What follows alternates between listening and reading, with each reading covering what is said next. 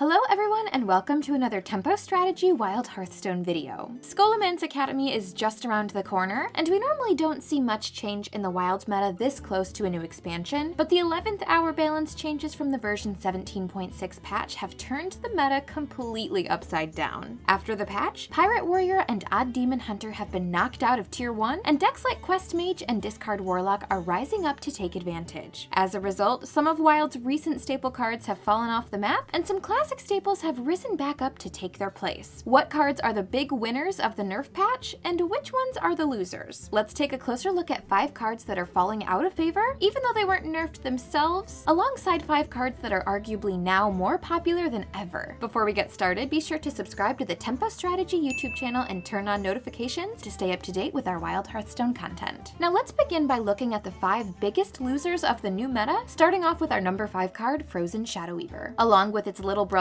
Glacial Shard, Frozen Shadoweaver had a solid place in the pre-nerf meta thanks to its enemy freezing battlecry effects. In the pre-nerf meta, powerful weapons were a core part of aggro strategies across the board, so freezing the opponent's face in particular was a high-tempo play. Now after the nerfs to Corsair Cache and Warglaves of Azzinoth, Pirate Warrior and Odd Demon Hunter populations have dropped considerably, and since most other decks in the format aren't playing many weapons, freezing the face has lost a lot of value. Of course, you can still use Frozen Shadoweaver to freeze enemy minions, but that effect is not quite as strong since some of the format's strongest minions do much more than attack. With the aggro landscape changing, freezes aren't the only tech cards falling out of the meta. Our number 4 loser from the balance changes is Gluttonous Ooze, which was once the most popular way to destroy weapons in the format. Now that Ankar and Warglaves are gone, Gluttonous Ooze doesn't have much left to do, so we're seeing the Ooze disappear from decks like Reno Priest and Reno Mage. Instead of countering weapons, control decks are now looking for ways to counter the rise of combo decks like Quest Mage and Malagos Druid, so the Ooze is getting cut for cards like Skulking Geist and Lotheb. Gluttonous Ooze can still occasionally snipe a Skull of the Manari or Splitting Axe, but beyond that, Gluttonous Ooze is finding itself sitting on the sidelines in the post-nerf meta. Luna's Pocket Galaxy comes in at number 3 of our list of losers, not because the card itself is any worse, but because Reno Mage decks are shifting away from Pocket Galaxy builds towards Quest builds. Before the nerfs, Reno Quest Mage was relatively rare because the Quest was a liability against fast aggro, but now that aggro is on the decline, Reno Mages don't have to worry so much about early defense. Instead, they have to worry about Tempo Quest Mage, which is typically one of Luna Pocket Galaxy's worst matchups. Now that Quest Mage is back in vogue, Reno Mage players are shifting away from Pocket Galaxy builds and back to Waygate builds in order to improve the matchup. Put it all together, and Luna's Pocket Galaxy is starting to become a rare sight on the Wild ladder. Speaking of rare, let's talk about the number 2 loser of the post-nerf meta, Baku the Mooneater. With Odd Demon Hunter on the decline and other odd decks languishing in the lower tiers, Baku the Mooneater has gone from being omnipresent in Wild to almost disappearing completely. The upgraded Baku hero powers may be a consistent source of advantage, but in the current Wild format, 2 mana for a hero power is a high price to pay when you want to be playing powerful cards on curve instead. Odd Demon Hunter was an exception, since it could weave in the 1 mana upgraded hero power while playing its powerful cards at the same time, which allowed it to set the pace in the high-powered meta before the nerfs. Unless Odd Demon Hunter makes a comeback, we may see Baku the Mooneater disappear from the Wild meta for the first time since Baku came out in the Witchwood. And Baku's not the only Wild staple that's in danger of going extinct. From the recent decline of Pirate Warrior to the disappearances of Odd Rogue, Kingsbane Rogue, Aggro Druid, and more, pirate-based aggro decks are all but gone from the meta, which means that our old friend Patches the Pirate is no longer in charge. As the number 1 loser of the post-nerf meta, Patches the Pirate has gone from being one of the most important legendary cards in Wild to being almost irrelevant. Unless Pirate Warrior finds a way to make a comeback or other pirate decks receive some powerful new cards in the next expansion, it's likely that Patches will be taking a break from the spotlight for the foreseeable future. So now that we've gone over the losers of the post-nerf meta, let's talk about the winners. With fewer Pirate Warriors and Odd Demon Hunters in the mix, a wide range of strategies have now become a lot more viable, so let's take a look at the top 5 cards to benefit from the recent changes. Starting us off, the number 5 card on our winners list is Baku's hero power shifting partner in crime,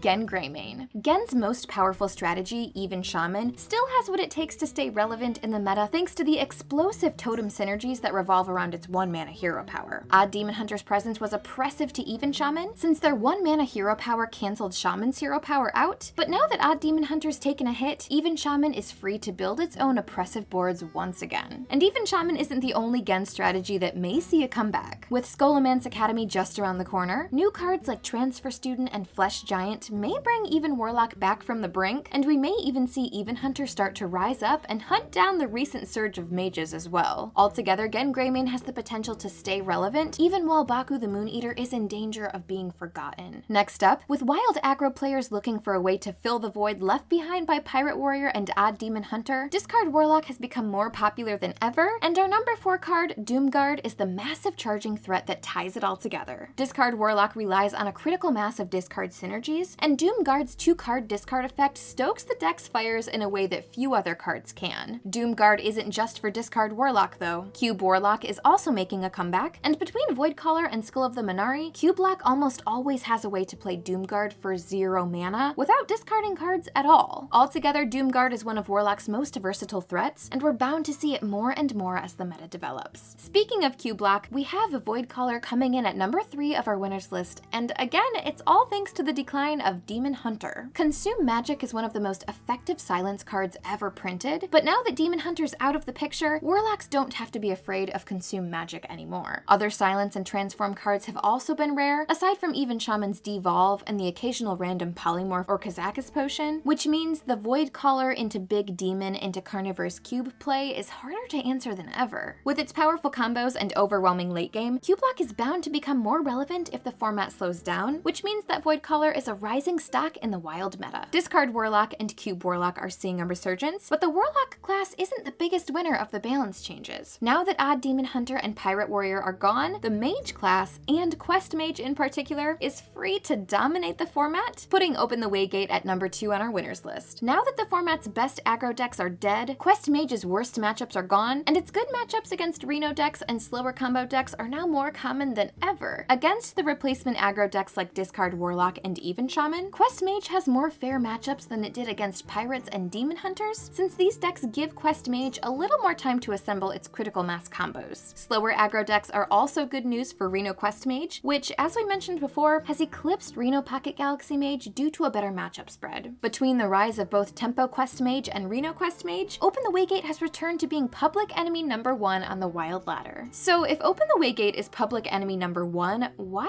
isn't it the number 1 card on our winners list? Open the Waygate is arguably better than ever, but only mages get to take extra turns and get away with it in wild. Are there any neutral cards that have a shot at the number 1 winners title? In fact, there's one neutral card in particular that's risen up to become the most powerful tech card of the post-nerf meta, and that card is Dirty Rat. Nothing helps break up opposing combos quite like Dirty Rat, making it the number 1 best improved card in the post-nerf meta. It snipes core combo pieces from decks like Malagos Druid and Mecha'thun Warlock. It eliminates high-value battlecry minions from decks like Reno Priest and Reno Mage. It even helps hold Quest Mage at bay by pulling key minions to block them from reaching a critical mass. Dirty Rat is seeing universal play in almost every control deck, from Reno Priest to Cube Warlock to Dead Man's Hand Warrior, and even more. In some matchups, a well-timed Dirty Rat ends the game on the spot, and with such a powerful effect, we're bound to see even more of this card as time goes on. Altogether, we've seen a serious shift from the recent nerfs, driving some cards out of the meta completely and bringing some languishing classics back in vogue. Wild is an ever-changing landscape, and with the next expansion just around the corner, it's not going to stop changing anytime soon. If you enjoyed this spotlight, let us know in the comments which cards you'd like us to feature next, and as always, be sure to subscribe to the Tempo Strategy YouTube channel and turn on notifications in order to stay current with our Wild Hearthstone content. Thanks for watching!